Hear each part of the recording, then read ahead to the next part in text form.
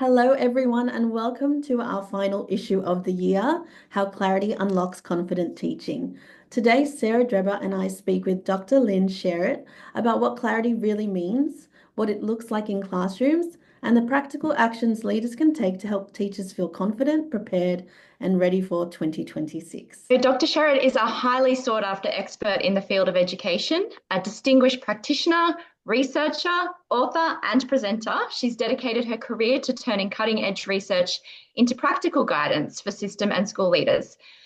With her extensive experience and expertise, she's developed a unique roadmap for education leaders to utilise ongoing assessment to inform instruction and drive equity at all levels of the education system.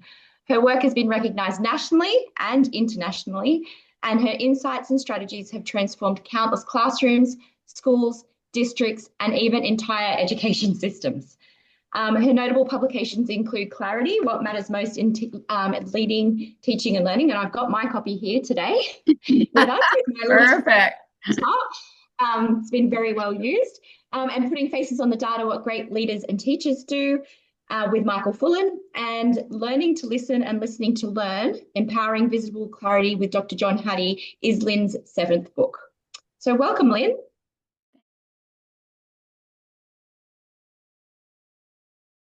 To me, clarity means that, bottom line, we work collectively, collaboratively, building trust and building relationships that matter to ensure that our students achieve the best possible instruction they can.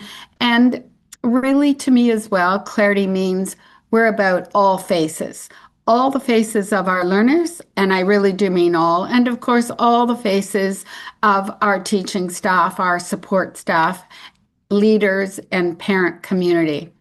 So to me, when we focus on the data we collect every day as learners work, and use that data for instruction, we're really ensuring that clarity is present in every classroom. And for me as well, it means the work that Michael Fullan and I have done on establishing a framework for that clarity. And the framework we've called the 14 parameters, 14 areas that provide that clarity for our teachers and leaders in schools, networks, and systems as well.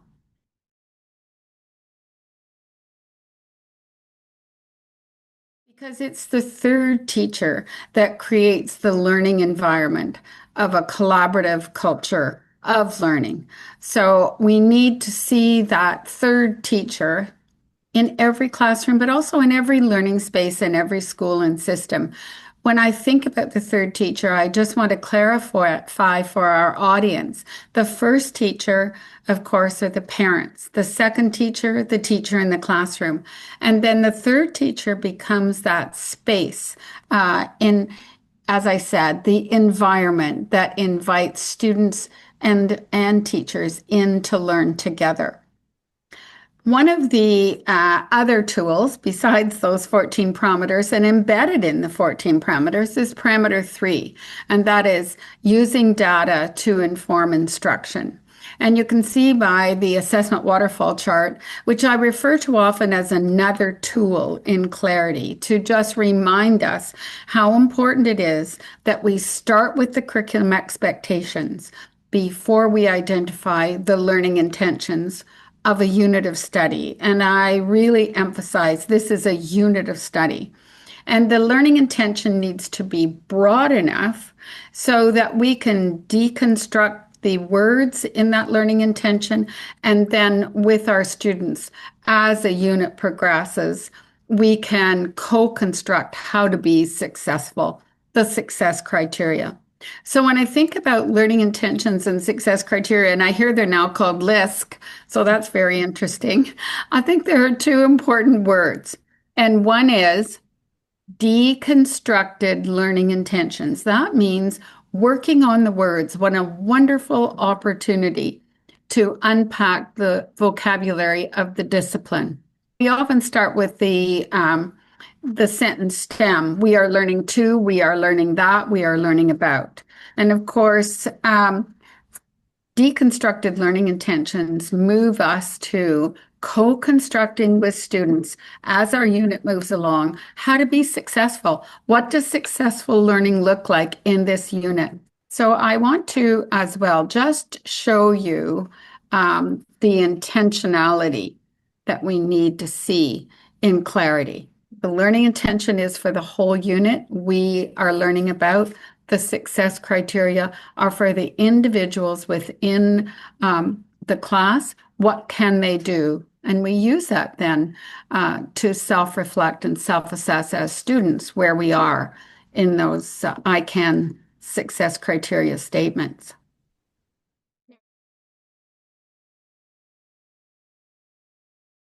The teachers in this, this is a middle year school, so this is years 7, 8, and 9. They had come together and they collectively decided on a focus for writing. Their data had indicated writing was a little lower than they wanted, so they're focusing their work on writing.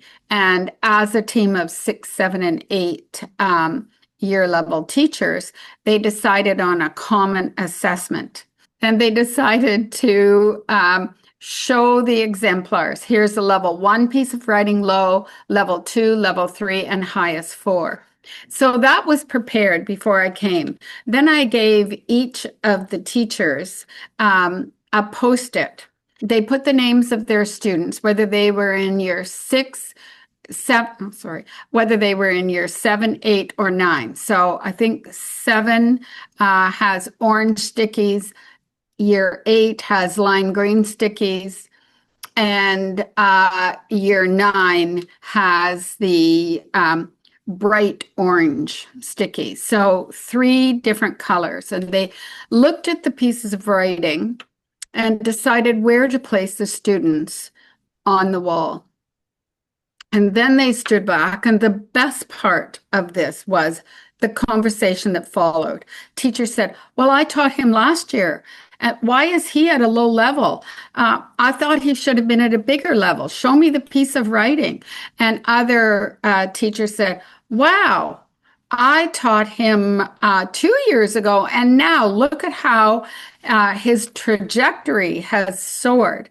So the best part of this experience for me was understanding how the teachers came together to develop the writing task, how they leveled the work, and that was in itself a way to set success criteria for each of the levels 1, 2, 3, and 4.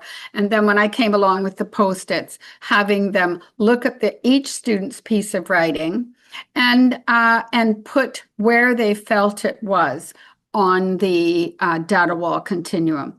So it was a real celebration. It was a real eye-opener for some. And it also caused teachers to say, well, if you taught him last year or you taught her last year, what worked that I could use to move this student ahead? So for me, it was a real celebration.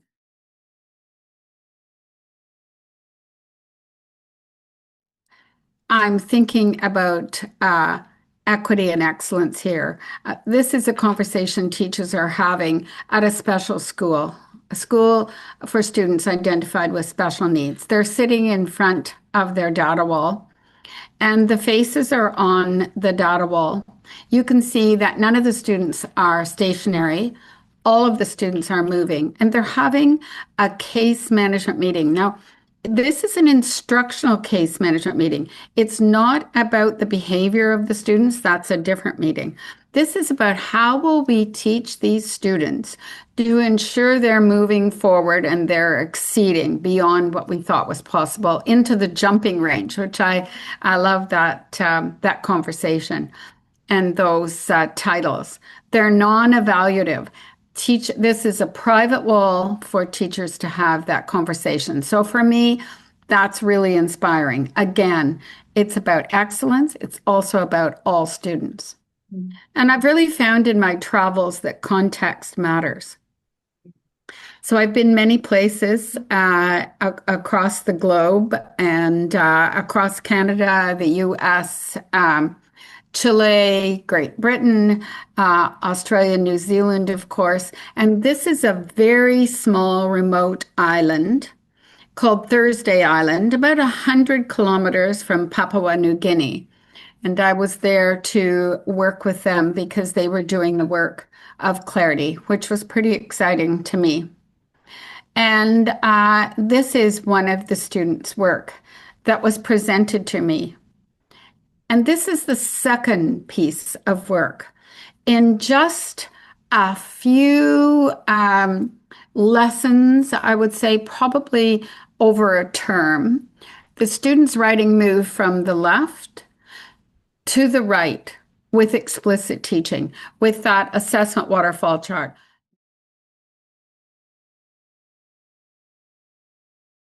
That we find time to plan together.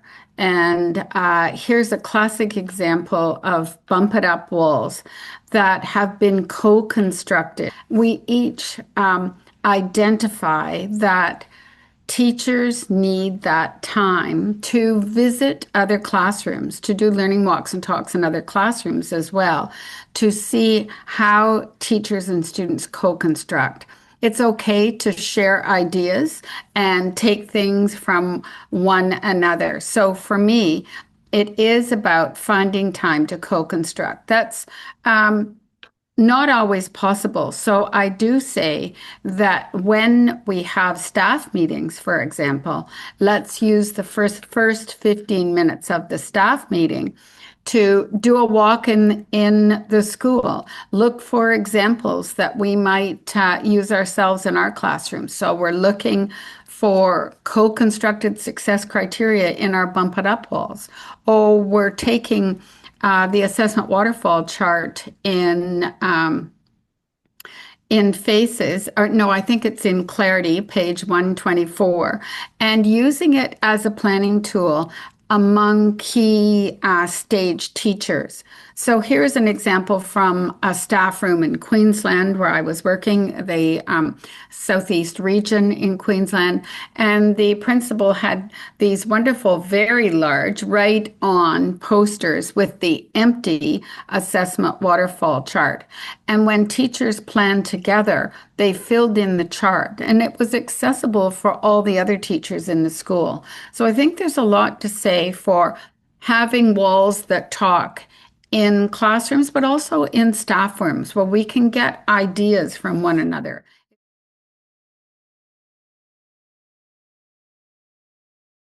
Well, for me, they need to look at questions they have.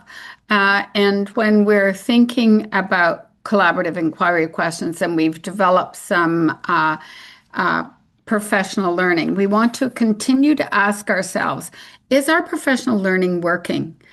How do we know that we've differentiated our professional learning so that teachers have different professional learning sessions? So to me, those questions of leaders really stem from learning walks and talks. And I talk a lot about learning walks and talks in Clarity. And so I think I would start as a leader doing a learning walk and talk to see where the learning is in our school. Are there practices that can be replicated in other places? Are those teachers willing to share their knowledge? I'm always looking for knowledgeable others as well. If we're starting about talking about next year right now, then I would take the 14 parameters, those categories, and they're at the beginning of Clarity as well, and use them as a gap analysis tool. Which ones of the 14 parameters are we doing well? Which ones do we need some more work on? And that's a wonderful activity for a leadership team or for the whole staff to take a look at them and say, we're really doing well in parameter 3 and 13, but we need a little bit more work in parameter 1. So it's a whole staff evaluation of what's working well, what are our next steps. If we're thinking about planning for next year, I'd start with the gap analysis of the 14. If we're starting the new school year, I'd certainly start with a learning walk and talk to gather that data as well. Thank you so much, Lynn, for your time today.